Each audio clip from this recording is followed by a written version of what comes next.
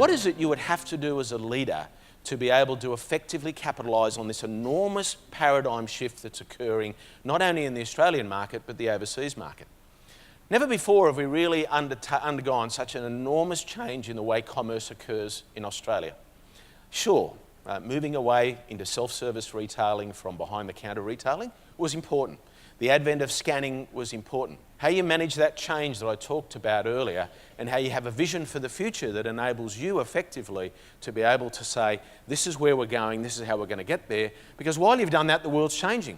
And Australian retail has been reasonably slow on a world scale in moving towards online and the digital interruption that's occurred.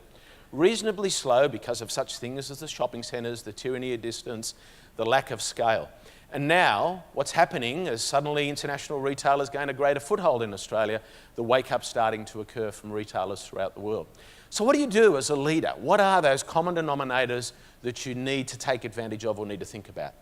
Well, the first is you've got to innovate. Innovation today isn't going to come from the grey-haired guy sitting in the office on his bum all the time. It can come from the 18-year-old techno-tot that knows a lot more about you and your business than you think they actually do. So being able to provide an innovation, a suggestion, take ideas, to be able to provide a pulse centre or an innovative centre in the business is important. Leaders also look at the way in which they go about being a merchant. You have to be an aggressive merchant. You have to want to sell. And you have to want to buy at the right price. No more can you just be a supply chain specialist, an accountant. If you look at the leaders of every major retailer today in Australia, they've not grown up from store operations or from store buying or from supply chain in one job.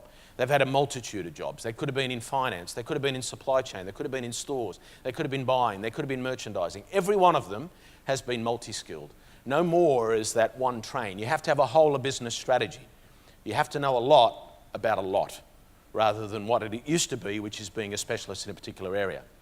You also have to shop at home. If you want your staff to be aligned and go through the disruption that's occurring, then they have to know your business very well. They've got to be shopping in your store and they've got to be a merchant in your store. You have to look at ways to make things simpler.